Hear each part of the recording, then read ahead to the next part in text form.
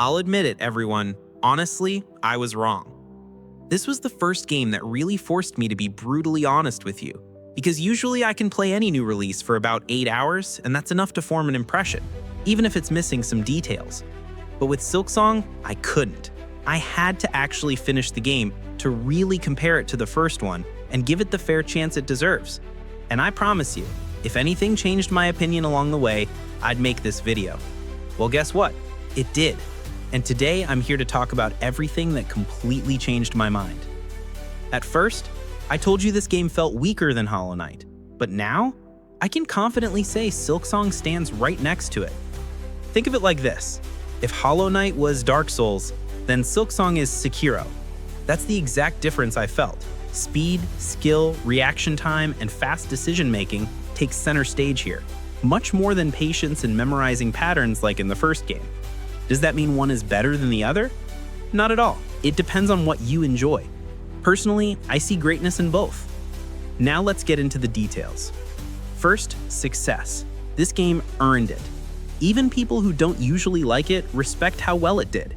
Sales skyrocketed, even more than Hollow Knight on day one, simply because the reputation of the first game carried over.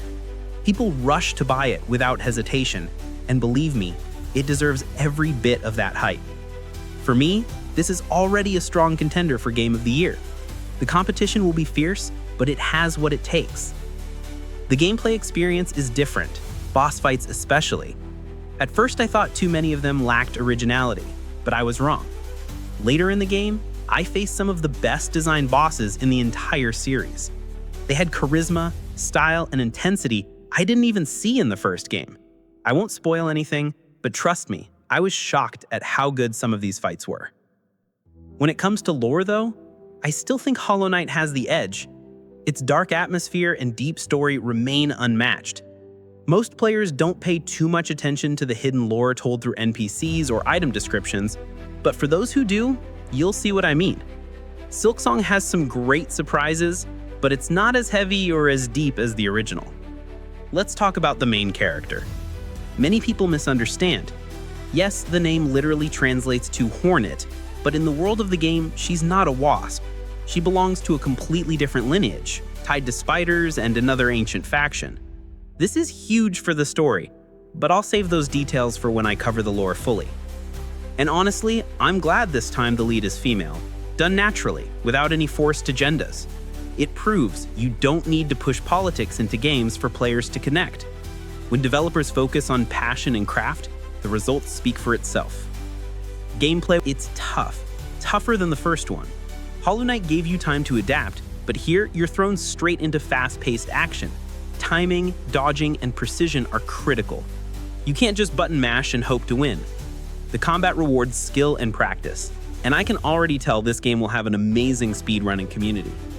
Tools and abilities add even more depth.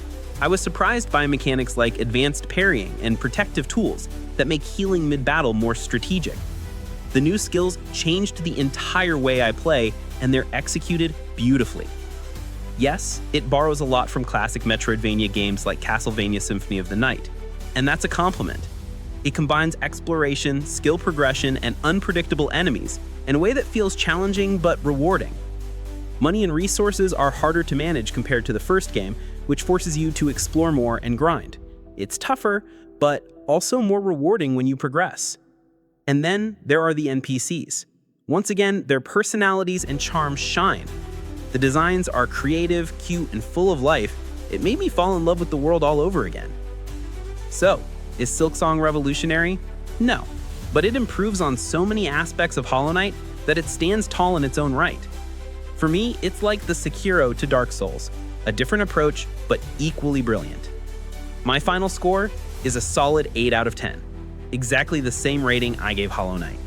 Some things are better, some things are weaker, but overall it delivers an incredible experience. This game absolutely deserves its success, and now I want to hear from you. Did my change of opinion surprise you? Do you agree, or do you think I'm still wrong about some parts? Drop your thoughts in the comments. I'll be reading them all. See you in the next one.